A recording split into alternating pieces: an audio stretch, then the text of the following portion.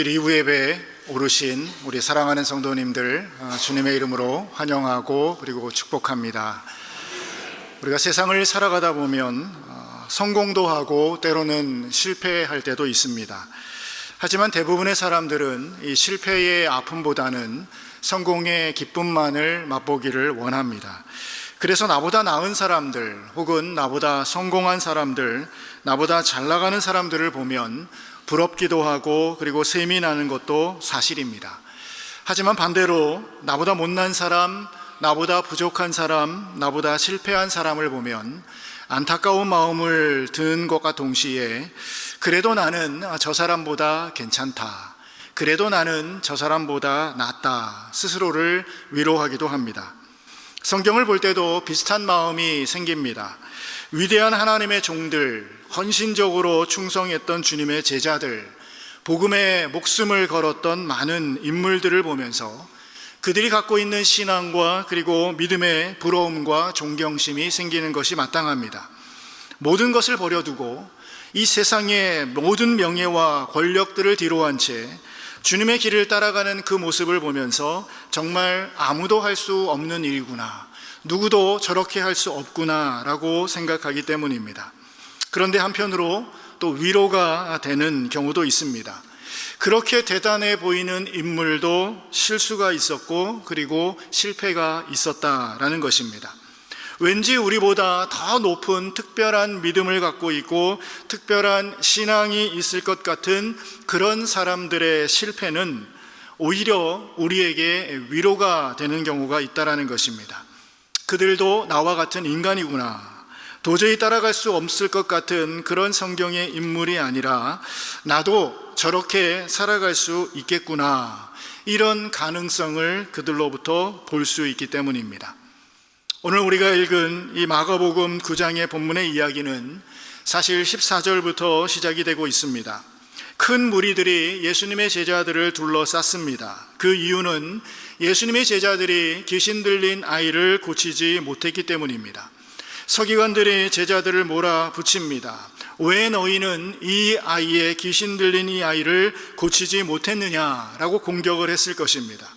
제자들은 당황했을 것이고 안절부절했으리라 상상이 됩니다. 그런데 마침 그때 예수님께서 산에서 내려와 이 광경을 보게 됩니다. 그때 귀신 들린 아들의 아버지가 이렇게 말합니다.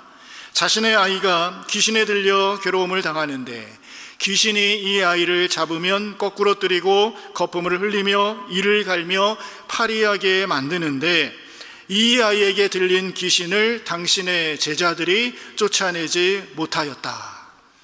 이 귀신 들린 아이는 말을 하지 못하였고 제대로 서 있지 못하였고 때와 장소를 가리지 않고 거품을 흘리며 넘어졌습니다. 아버지의 입장에서 아들의 이런 모습을 보는 것은 참으로 견디기 힘들고 어려웠을 것입니다. 이 아이를 살리기 위해서 간절한 마음으로 이 예수님을 찾아왔던 것입니다. 그런데 마침 그 자리에 예수는 없었고 남아있던 제자들에게 부탁을 한 것이죠. 아마도 제자들은 평소에 그들이 하듯이 이 귀신을 쫓아내려 했을 것입니다. 많은 무리들 앞에서 멋지게 자신의 능력을 보이고자 했을 것입니다.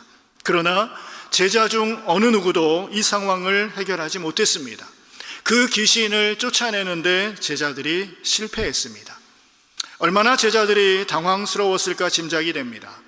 우리가 마가복음만 보아도 예수님께서는 귀신 들린 사람을 고치셨습니다.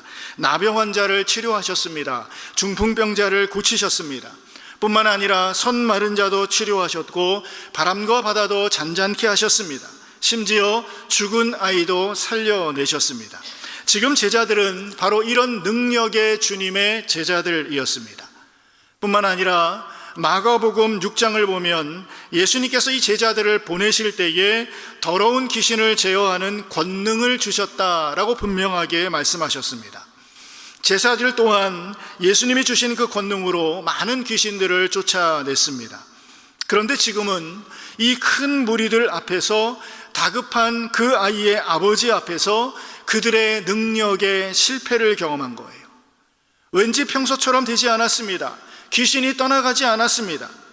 예수님께서는 이 상황을 접하시고 매우 안타까워하셨습니다.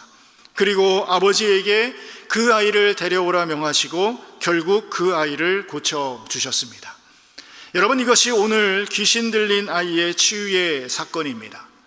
그런데 이 사건을 우리가 좀 다른 관점에서 바라본다면, 오늘 이 사건은 예수님께서 귀신 들린 아이를 능력으로 고치신 사건임과 동시에 이 귀신 들린 아이를 고치는데 실패한 제자들의 실패의 사건이기도 하다라는 겁니다. 여러분, 제자들 하면 모든 것을 다 버리고 주님을 쫓았던 그러한 자들 아닙니까? 귀신을 내어 쫓는 그 권능과 능력을 이미 주님으로 받았던 그러한 자들 아닙니까? 그런데 그런 제자들이 실패합니다. 그런 제자들이 책망을 듣습니다. 여러분, 과연 무엇이 이 제자들의 실패를 가져오게 만들었을까? 그들이 능력이 없어서였을까? 과연 무엇이 문제였을까? 여러분, 우리의 인생도 주님으로 인해서 항상 능력이 넘치고 항상 은혜가 가득하고 기적이 넘치는 그러한 역사를 우리가 경험하면 좋겠지만, 우리는 종종 이와 같은 실패를 우리의 인생 가운데 경험합니다. 예상치 못했던 일을 당하고 굉장히 당황스러워할 때가 있습니다. 왜 이런 일이 일어날까? 여러분, 이 질문은 우리의 인생 가운데 늘 던지는 질문입니다. 평소에 문제없이 살아왔는데 왜 갑자기 나의 인생에 실패가 찾아오는가? 늘 승리와 기쁨을 만끽했는데 왜 나에게 이런 어려움과 곤란이 찾아오는가? 왜 나는 안 될까? 왜 지금은 역사하지 않을까? 여러분, 그러기에 이 본문의 제자의 실패의 이야기는 곧 오늘 우리의 인생 속에 우리가 경험하는 우리의 이야기라는 거예요. 우리의 이야기입니다. 제자들의 실패를 통해서 왜 그들이 실패했는가? 제자들의 실패를 통해서 과연 우리가 붙들어야 할 것은 과연 무엇일까? 여러분, 제자들의 실패의 첫 번째 원인은 다른 것이 아니라 경험의 문제, 경험에 머무른 신앙 때문이었다라는 것입니다. 제자들이 만난 것은 귀신 들린 아이였습니다. 그들은 귀신 들린 그런 자들을 쫓아냈던 이전의 자신의 경험과 기억들이 있었습니다. 당연히 그 기억과 경험들을 바탕으로 이번 일도 잘 될 줄 생각했을 것입니다. 한 학자는 이 상황을 이렇게 설명합니다. 제자들은 지난번의 경험을 통하여서 자신감에 차 있었고, 그러한 은사는 자동적으로 그들에게 주어졌다 생각했음에 틀림없다. 여러분, 오늘날 많은 그리스도인들의 삶이 이와 비슷할 때가 너무나도 많습니다. 지난날 과거에 내가 경험했던 한두 번의 영적인 경험에 우리는 만족하며 그렇게 살아갑니다. 계속해서 그 능력과 경험이 나에게 나타날 줄로 생각을 합니다. 과거에 뜨거웠던 그 신앙의 역사들, 그것들을 영웅담처럼 우리는 이야기를 합니다. 겉으로는 믿음이 있고 그리고 능력이 있는 듯 보입니다. 마치 본문의 제자들의 모습처럼 말입니다. 그런데 우리가 실상 살아가는 우리의 삶의 현장은 그리 만만하지가 않습니다. 수많은 영적인 싸움이 있습니다. 수많은 영적인 공격들이 있습니다. 그런데 그것을 우리는 제대로 인식하지 못하고 살아갑니다. 집을 나서면서 어떻습니까? 오늘도 나에게 그저 은혜를 주시겠지. 오늘도 나로 평탄케 해주시겠지. 어제와 같은 평안이 오늘도 계속되겠지. 그저 그렇게 생각만 합니다. 마치 주문처럼 우리는 중얼거립니다. 그런데 그것은 믿음도 아니요, 기도도 아니요, 하나님께 매달림도 아니라는 거예요.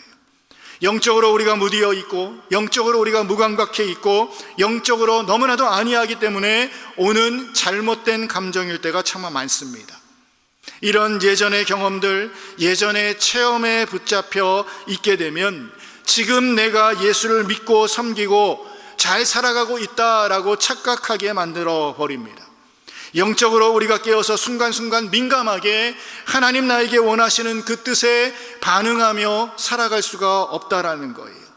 매일매일 주시는 하나님의 은혜를 우리는 놓치게 될 때가 너무나도 많습니다. 성경은 우리에게 이렇게 말씀합니다.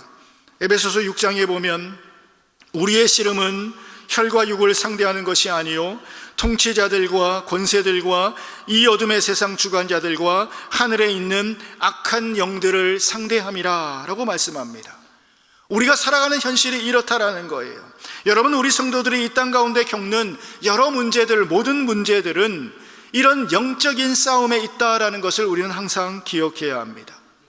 제자들의 실패도 예전에 자신들이 귀신 들린 자를 내어 쫓았던 것처럼 그저 그렇게만 하면 될 것이다 라는 안일한 생각이 그들 가운데 있었습니다. 영적인 싸움 앞에서 자신의 예전의 경험들, 예전의 추억만 붙들고 의지했기 때문에 이들은 실패할 수밖에 없었던 겁니다. 여러분, 우리에게 주어진 과거의 은혜가 있습니다. 그런데 그 과거의 그 은혜가 오늘을 살아가는 나의 오늘의 능력을 결코 보장하지 않는다라는 거예요. 오늘의 능력은, 내가 살아갈 수 있는 오늘의 능력은 나의 오늘의 하나님과의 관계 속에서 나타난다라는 사실입니다. 우리는 그저 지난날의 은혜에 붙들려 그저 그렇게 살아가려는 생각들을 버려야 합니다. 항상 매일매일 새롭게 깨어 있어 우리 앞에 닥쳐오는 순간순간의 사건들을 우리는 영적으로 민감하게 바라볼 필요가 있습니다. 그럴 때 항상 새롭게 다가오시는 하나님의 은혜를 우리의 삶 속에서 경험할 수 있기 때문입니다. 어제는 어제일 뿐 오늘 지금 이 순간 내가 하나님 앞에 다시 서서 열심으로 헌신하고 하나님 앞에 충성하고 섬기는 매일매일의 믿음의 발걸음이 있어야 할 줄로 믿습니다. 그저 옛 믿음의 경험들, 옛 신앙의 추억들에 사로잡혀 살지 마시고 오늘 나에게 원하시는 그 믿음의 결단들, 오늘 내가 해야 할 그 충성과 그 헌신을 잊지 않는 그런 성도들이 되시기를 바랍니다. 과거의 경험이 아니라 오늘 하나님을 의지하는 삶, 이것이 바로 살아있는 믿음입니다. 오늘 부어주시는 새로운 은혜, 그리고 그 믿음의 결단으로 오늘을 살아가시는 성도들이 되시기를 주님의 이름으로 축원합니다. 제자들의 실패의 두 번째 원인은 다른 것이 아니라 믿음의 문제였습니다. 19절을 보면 예수님의 안타까워함이 고스란히 드러납니다. 믿음이 없는 세대여, 믿음이 없는 세대여 탄식하며 책망하십니다. 주님께서 귀신을 쫓아내는 사건들을 제자들은 이미 함께 경험했습니다. 또한 자신들에게도 주님이 주신 놀라운 능력이 있었습니다. 그런데 그들은 그 능력을 제대로 누리지를 못했던 거예요. 여러분, 마찬가지입니다. 하나님께서는 이미 우리들에게 하나님 나라의 복을 누릴 수 있는 놀라운 은혜를 우리에게 허락하셨습니다. 이미 그리스도로 말미암아 죄의 권세에서 벗어나게 해주셨고 의롭게 만들어 주셨습니다. 구원이라는 놀라운 은혜의 선물을 우리에게 베풀어 주셨어요. 그러나 우리는 그 복된 삶을 나타내며 살아가지 못할 때가 너무 많습니다. 늘 현실에 눌려 있고 세상의 두려움에 주눅들어 있을 때가 많습니다. 주님의 제자들처럼 실패하는 인생을 살아갈 때도 너무 많습니다. 이것은 주님께서 이미 우리에게 주신 능력을 우리가 온전히 믿음으로 받아들이지 못해서입니다. 주님의 능력을 의심하고 신뢰하지 못해서 그런 거예요. 결국 문제는 뭐냐면 능력의 유무가 아니라 그 사람 안에 있는 믿음의 상태가 문제였다라는 겁니다. 능력을 주셨음에도 불구하고 실패한 제자들을 향하여서 책망하신 주님의 모습을 보면서 이미 우리에게 놀라운 능력을 주셨음에도 불구하고 이미 놀라운 은혜를 주셨음에도 불구하고 그렇게 살아가지 못하는 우리를 향한 그 주님의 책망임을 우리는 기억해야 할 것입니다. 마치 주님의 제자들의 모습처럼 그저 흉내만 내고 온전한 주님의 능력을 믿지 못하고 드러내지 못하는 우리의 모습은 없는지 우리는 돌아보아야만 할 것입니다. 의심하고 불안해하고 긴가민가하고 하나님의 백성으로 그렇게 당당하지 못한 모습이 우리에게는 너무나도 많습니다. 혹 우리의 모습 가운데 이런 모습으로 살아가고 있지는 않습니까? 여러분, 오늘 본문과 같은 내용을 기록하고 있는 마태복음을 보면 왜 우리들은 귀신을 쫓아내지 못했습니까? 이렇게 묻는 제자들에게 예수님이 이렇게 말씀합니다. 너희의 믿음이 작은 까닭이라. 너희의 믿음이 작은 까닭이라. 제자들에게 있는 그 믿음은 제대로 된 믿음이 아니었다라는 것입니다. 주님은 형식적이고 때로는 습관적으로 고백하는 그런 믿음이 아니라 신실하게 하나님을 신뢰하고 온전히 주님만을 의지하는 그런 믿음을 요구하고 계신 거예요. 이런 믿음 가운데 하나님은 역사하시기 때문입니다. 그런데 이 믿음은 제자들에게만 있어야 하는 믿음은 아니었습니다. 예수님께서 아이의 아버지에게 이렇게 묻습니다. 언제부터 이렇게 되었느냐? 그때 아버지는 이렇게 대답합니다. 무엇을 하실 수 있거든 우리를 불쌍히 여기사 도와주옵소서. 무엇을 하실 수 있거든 우리를 불쌍히 여기사 도와주옵소서 간구합니다. 분명히 아이의 아버지는 예수님의 놀라운 소문을 듣고 아이를 데리고 간절한 심정으로 예수님을 찾아왔을 것입니다. 그런데 예수님의 제자들의 실패를 보고 좌절을 느꼈을 거예요. 내가 선생님의 제자들에게 내쫓아달라 하였으나 그들이 능히 하지 못했습니다. 실망을 표현하고 있어요. 능히 하지 못했다라는 것은 아무 쓸모가 없었습니다. 도움이 되지 못했습니다. 한탄하고 있습니다. 아이의 아버지는 이런 제자들의 실패를 보면서 이제는 제자의 선생 되시는 예수님의 능력에 대해서조차도 의심을 품고 있기 시작합니다. 그러기에 이렇게 고백하는 거예요. 무엇을 하실 수 있거든 내가 확실히 믿지는 못하겠지만 그래도 가능하시다면 좀 해달라. 의심 반 믿음 반의 표현을 사용하고 있습니다. 여러분, 이처럼 우리가 예수를 믿는 우리의 믿음이 제대로 되어 있지 못하다면 우리의 모습 때문에 우리 하나님께서 우스운 꼴을 당할 때가 있다라는 거예요. 세상 가운데 예수를 믿는 사람으로서 빛과 소금으로 우리의 믿음을 나타내야 하는데 오히려 그렇게 살지 못할 때에 세상에 조롱거리가 될 때가 있습니다.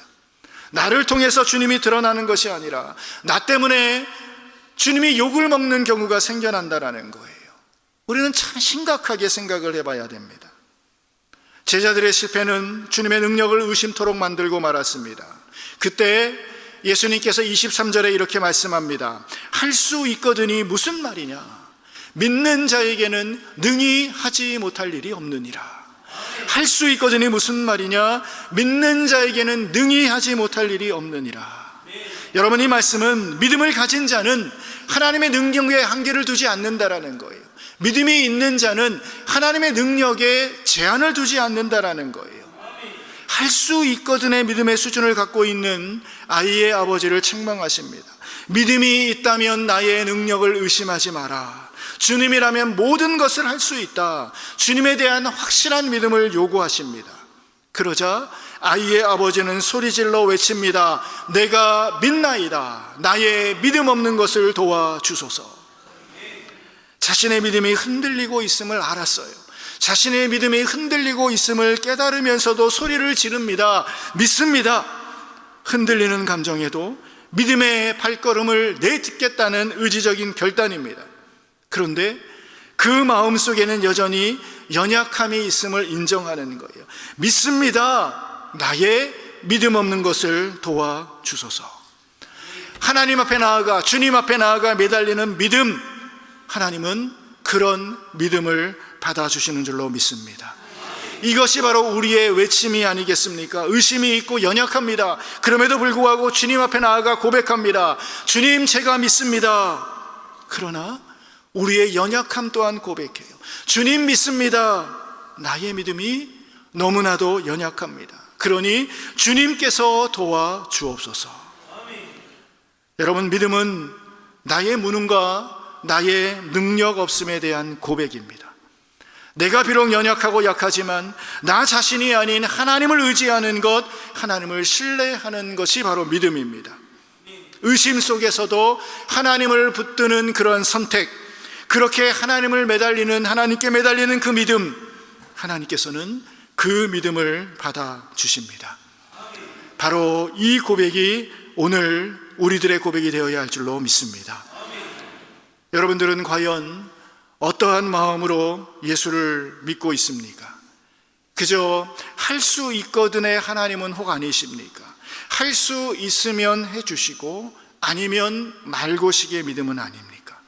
진짜 예수 그리스도의 능력이 여러분 속에, 삶 속에 나타나기를 과연 원하십니까? 여러분, 그렇다면 그 순간 정말 필요한 것은 나 자신이 아닌 주님을 의지하고 신뢰하는 믿음이 있어야 할 줄로 믿습니다.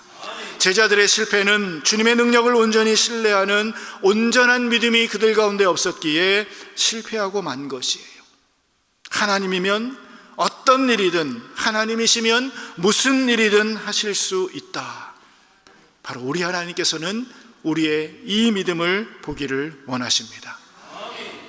믿음이 없다, 믿음이 작다 책망하시는 주님의 음성에 귀를 기울이시고 오늘도 온전히 나의 마음을 주님께 드림으로 온전히 우리 주님을 믿고 신뢰하는 참 믿음의 소유자 되시기를 주님의 이름으로 축복드립니다.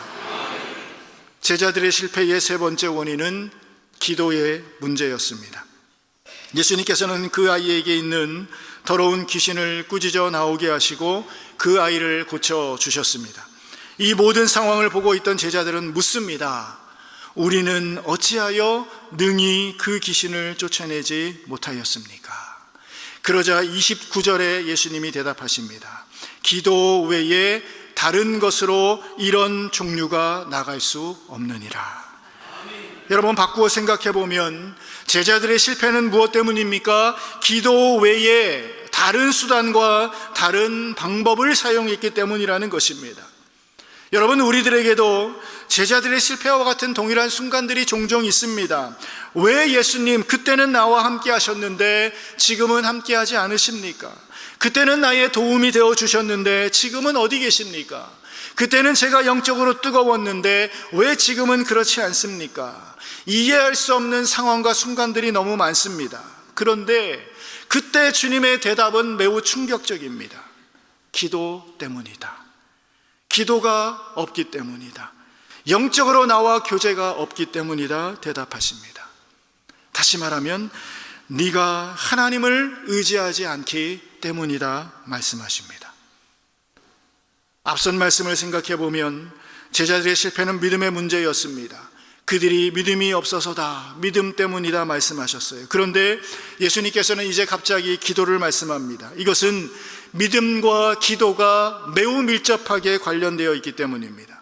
믿음이라는 것은 자신이 주인임을 인정하고 예수 그리스도의 십자가의 은혜만을 의지하는 것입니다. 그래서 이 믿음은 바로 우리의 기도로 드러나게 되어 있습니다. 기도는 나 자신의 힘으로 안 된다는 것을 알고 주님의 능력을 철저하게 의지하는 것이 기도입니다. 그러기에 믿음은 기도하게 만들고 기도하는 자가 곧 믿음을 굳게 지키는 자예요. 믿음이 있다면 기도해요. 그리고 그 기도하는 자는 그 속에 있는 믿음을 굳게 기도로 지켜 나아가는 자이기 때문입니다. 기도 외에 다른 것으로는 이런 종류가 나갈 수 없다. 이 말씀은 너희가 오직 믿음으로 구할 때에 역사가 일어난다라는 말씀입니다.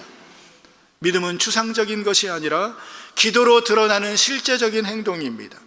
믿음은 입술의 고백을 넘어서서 하나님께 매달리는 기도로 증명이 되는 것이 믿음입니다. 믿음의 기도를 통해서 하나님을 온전히 의지할 때에 우리의 삶 가운데 하나님의 역사가 일어나게 되는 줄로 믿습니다. 우리는 종종 하나님의 때를 언급하면서 스스로를 위로할 때가 있습니다. 나에게 역사가 일어나지 않는 것은 아직 하나님의 때가 되지 않아서다. 물론 하나님의 때를 아는 것은 굉장히 중요합니다. 그런데 하나님의 때라 말하면서 모든 책임을 다 하나님께 돌려버릴 때가 있습니다. 여러분, 그런데 나에게 역사가 일어나지 않는 것이 하나님의 때가 되지 않았기 때문이 아니라 기도하지 않았기 때문은 아닌지 스스로 살펴야만 합니다. 하나님께서는 이렇게 말씀하시는 거예요. 기도 때문이다. 믿음으로 내가 구하지 않았기 때문이다 말씀하시는 거예요.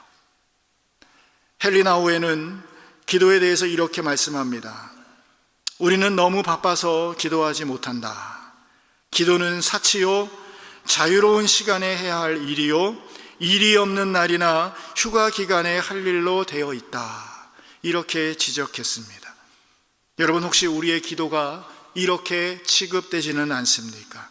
시간 날 때 하는 것이 기도가 아니라 너무 바쁘기 때문에 하고 시간이 없기 때문에 더 기도하는 그러한 삶이 되어야 할 줄로 믿습니다. 아이의 아버지의 외침처럼 주님 믿습니다.